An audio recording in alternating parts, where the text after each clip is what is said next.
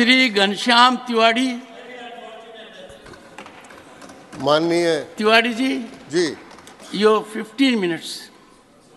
साहब एक 21 तो करो। ये तो अपनी पार्टी को कहिए। माननीय सभापति महोदय, मैं प्रारंभ करूं उसके पहले ये करना चाहूँगा कि मेरे सामने एक समस्या आ गई। जैसे उन्होंने गांव की 2 कहावतें बताई थी। हमारे यहाँ पे गांव में कहावत है कि बिना पढ़ा हुआ यजमान पढ़ा बराबर और पढ़ा हुआ यजमान खुदा बराबर। One second.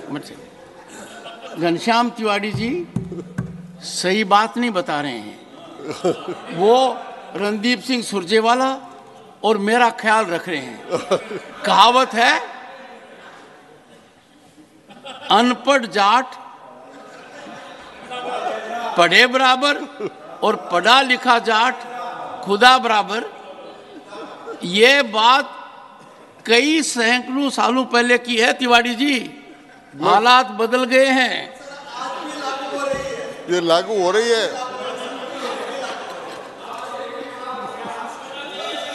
तो सभापति professor, this is known as expression of paint of feeling. ये सभापति महोदय, तिवारी जी पर इस बात का ध्यान रखिए, ये कहावत बहुत पुरानी है, पानी बहुत बह चुका है। अब आप और हमें कोई ज्यादा फर्क नहीं है।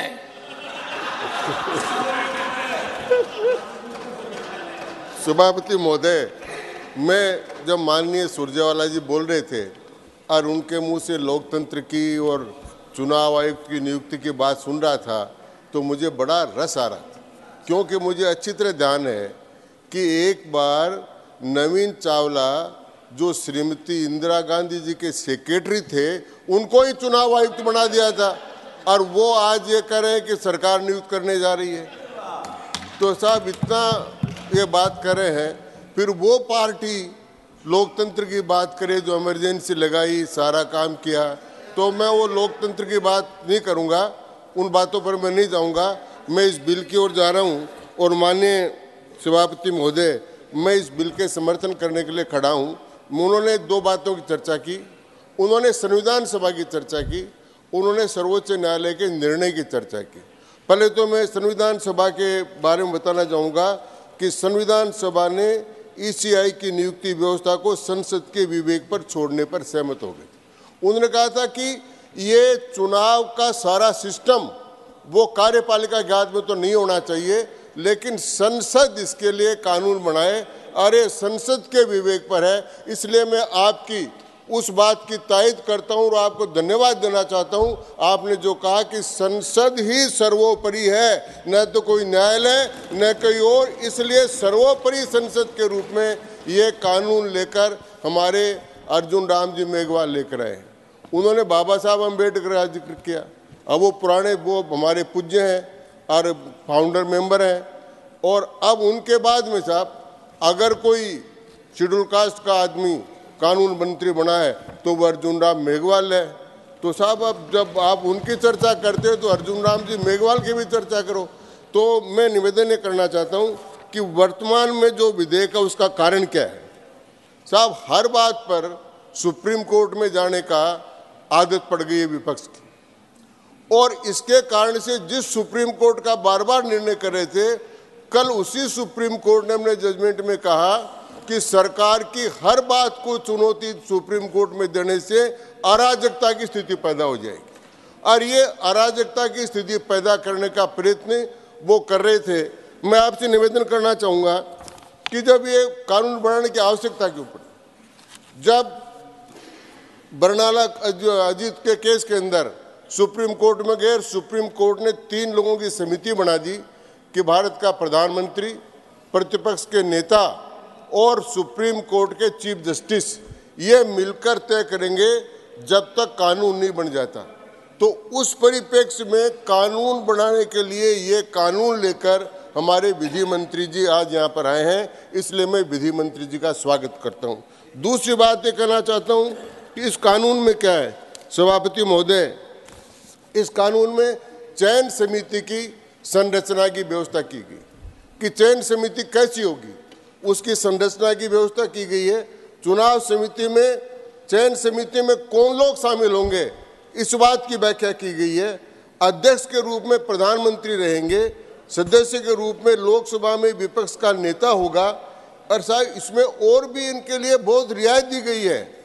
आगे चलकर इसमें कहा गया है कि विपक्ष के नेता, जितनी विपक्ष का मान्यता प्राप्त दल नेता नहीं हो संख्या, तो उससे भी कम संख्या हो और सबसे बड़ी पार्टी का नेता हो, उसको भी उसमें शामिल कर लिया जाएगा। इतना कंसेशन दे दिया क्योंकि हमें पता है कि परमानेंट रूप से वो कभी भी इस बात पर नहीं आएंगे कि उनको मान्यता प्राप्त विपक्ष की भूमिका रहे। इसलिए सरकार ने सारी देयता से ये प्रावधान कर दिया कि वो संख्या न भी हो तो भी इनका प्रतिनिधि चयन में रहेगा और प्रधानमंत्री द्वारा सदस्य के रूप में नामित एक कैबिनेट मंत्री उसमें शामिल हो।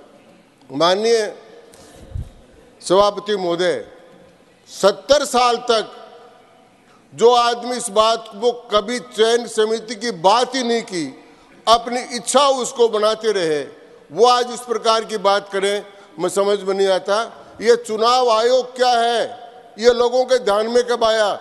मैं याद दिलाना चाहता हूँ माननीय सभापति महोदय, जब सबसे पहले TN शेषन भारत के मुख्य चुनाव आयुक्त बने थे, तब लोगों को पता लगा कि चुनाव आयोग क्या होता है। वरना तो पहले तो राज्य चुनाव आयोग था। अभी चर्चा कर रही थी कि ये जो सदस्य बनेंगे उनका ये कैडर होगा, ये इनका ये कैडर होगा। शक्ति सिंह जी सुने सुने सुनिए सुनिए सुनिए, आपको एक राय दे रहा हूँ राय दे रहा हूँ। मैं विधानसभा में एक सेकंड, मैं विधानसभा में माननीय घनश्याम तिवारी जी के खिलाफ रहा हूँ। मैं प्रतिपक्ष में था, माननीय घनश्याम तिवारी जी मंत्री भी थे। इनको जितना टोकोगे उतनी ऊर्जा आएगी इनको, ये मत कीजिए, ये मेरी आपको राय है। और नीरज डांगी जी के पिताजी भी हमारे साथ थे। मैं आपको राय दे रहा हूं घनश्याम जी, अब आपको इंटरप्शन नहीं होगा तो आप समय में अपना बात कह पाएंगे।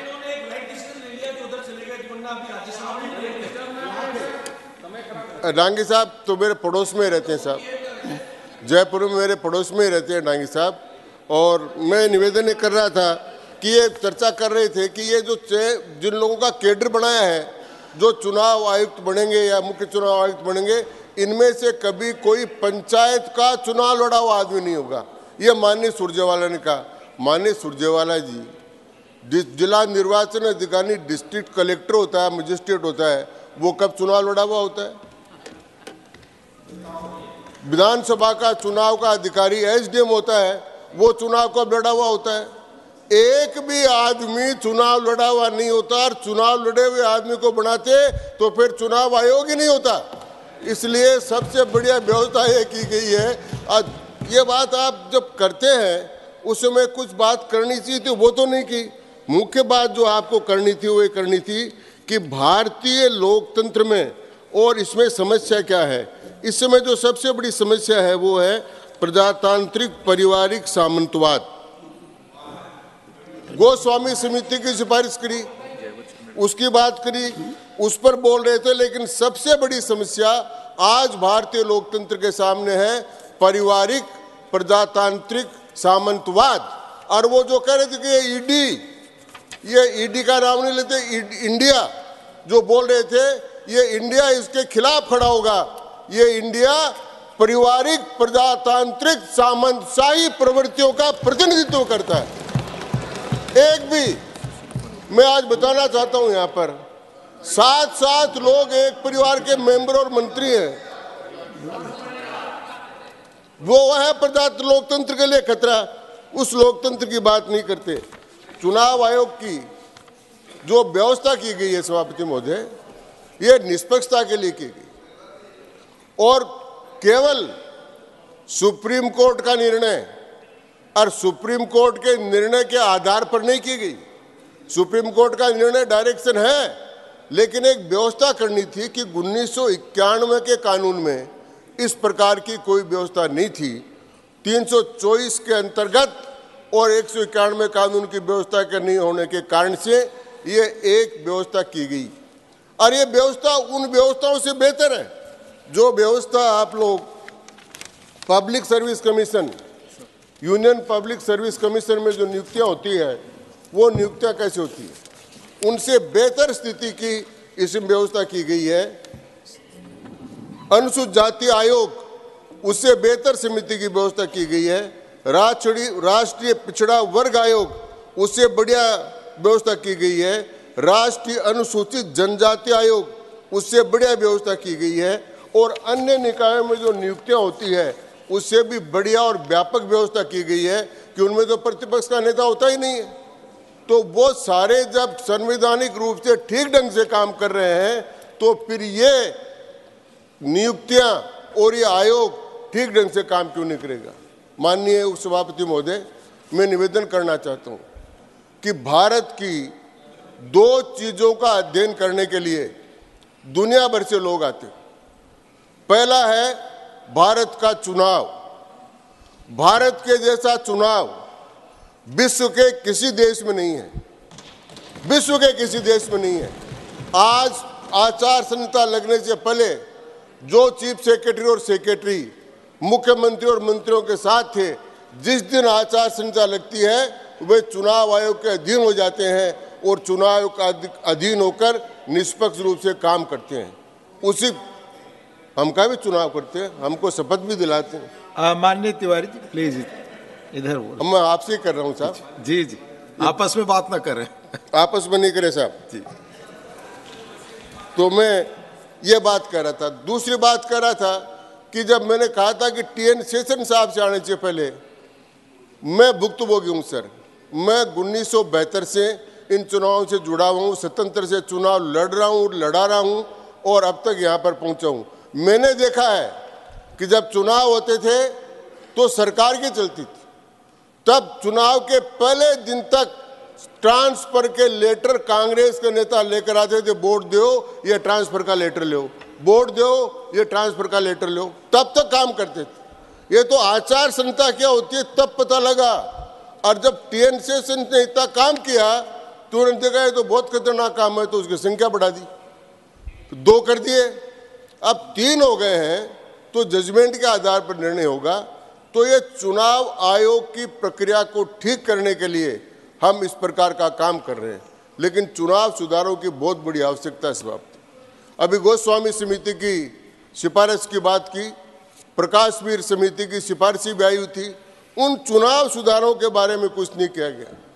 अगर किया गया है तो माननीय प्रधानमंत्री नरेंद्र मोदी के द्वारा किया गया है। 1951 में उन्होंने कानून बनाया और खुद नियुक्तियां कर देते थे। तो कमेटी भी नहीं थी, तब तो सर्च भी नहीं था, तब तो रिसर्च भी नहीं था, ये बना देते थे, ये कर लेते थे। लेकिन अब जब ये कमेटियां बनने लगी और जब विपक्ष में बैठे और जब इसका थोड़ा टेस्ट आने लगा, तब इनके दिमाग में इस प्रकार की तकलीफ हो गई। इसलिए इस प्रकार का काम ये बार बार करते हैं। अगर आपको चुनाव सुधार करना है तो चुनाव में धन का जो प्रयोग है उस धन के प्रयोग को कम करना पड़ेगा। वो आपको मौका मिलेगा झा जी प्लीज। अच्छा चलिए। तो चुनाव सुधार के लिए पैसे का, अब पैसा कहां से आएगा साहब? पैसा आता है चुनाव में ब्लैक मनी का, और ब्लैक मनी जब पकड़ी जाती है तो समस्या होती है। तो कहीं 58 करोड़ पकड़े जाते हैं बंगाल में, तो कभी 350 करोड़ पकड़े जाते हैं। तो ये सारा का सारा पैसा लोकसभा चुनाव के लिए इकट्ठा किया था, लेकिन इस बार चुनाव आयोग ने इन 5 राज्यों के चुनाव में ऐसी व्यवस्था की कि आज तक जितना पैसा नहीं पकड़ा गया उतना करोड़ों रुपए का पैसा इस चुनाव के आचार संहिता के काल में पकड़ा गया। ये इतनी शुद्धता, इतनी शुचिता, इतनी पवित्रता हमने इस चुनाव की कायम की। तो एक तो मैं करना चाहता हूँ। दूसरा, सभापति महोदय, हमारी तरफ से आप बता दें कि पार्टियों के अंदर आंतरिक लोकतंत्र जब तक नहीं होगा, जब तक सुधार लागू नहीं होगा। हमारे यहाँ तो आंतरिक लोकतंत्र है अटल जी से लेकर, आडवाणी जी से लेकर, मुरली मनोहर से लेकर, वेंकैया जी से लेकर, अमित शाह जी से लेकर, हिंदुस्तान के सारे प्रांतों से लोग आए। प्लीज आप बैठ जाएं प्लीज। हाँ आप बोले। और राजनाथ सिंह जी से लेकर सारे प्रांतों के लोग आए और एक सामान्य कार्यकर्ता भारतीय जनता पार्टी के अध्यक्ष पद तक पहुंच गया। लेकिन उधर जो पारिवारिक प्रजातांत्रिक सामंतवादी पार्टियां हैं, उनकी क्या हालत है साहब? कोई बन भी जाए तो चलता उनके कहने से है। तो मैं समझता हूं कि जब तक ये टिकट वितरण की व्यवस्था परिवारवादी को के हाथ में रहेगी, तब तक ये व्यवस्था ठीक नहीं हो सकती। इसलिए चुनाव की व्यवस्था को और ठीक करने के लिए पार्टियों के आंतरिक लोकतंत्र को, मंत्री महोदय, पार्टियों के आंतरिक लोकतंत्र को सुधारने की बात भी होनी चाहिए। मैं माननीय सभापति महोदय के इस मत से पूर्ण सहमत हूं कि कानून बनाने का अधिकार पूर्णतः संसद का है। सुप्रीम कोर्ट कोई कानून बनाने का आदेश नहीं दे सकती, वो निर्देश कर सकती है, और जो सुप्रीम कोर्ट ने लिखा है वही कानून में आए ये जरूरी नहीं है। कानून को हम लोकतंत्र की भावनाओं के अनुसार और जनोपयोगी बनाने का काम इस संसद को करना है, और वो काम हम कर रहे हैं। इसलिए सभापति महोदय, मैं आपसे एक निवेदन करना चाहता हूं कि इस कानून में 4 बातें प्रमुख रूप से हैं। पहला, आप प्रक्रिया पार्टी ने जो समय दिया था वो खत्म हो चुका है। आप बोले अपनी पार्टी का समय लेंगे। नहीं, मैं समाप्ति कर रहा हूं माननीय सभापति महोदय। तो मैं तो इतना ही निवेदन कर रहा हूं कि वो दल जिन्होंने लोकतंत्र का गला घोटा, वो दल जिन्होंने आपातकाल लगाया, जिन्होंने अपने सचिव को मुख्य चुनाव आयुक्त बनाया, उनके मुंह से ये सारी बातें शोभा नहीं देती। भारतीय जनता पार्टी आंतरिक लोकतंत्र की पार्टी है और देश के लोकतंत्र को भी पवित्र रखने के लिए यह विधेयक लेकर आई है। इसलिए मैं इस विधेयक का पूरा समर्थन करता हूं। धन्यवाद। धन्यवाद माननीय श्री घनश्याम तिवारी जी। नाउ ऑनरेबल श्री जवाहर सरकार जी, 18 मिनट्स।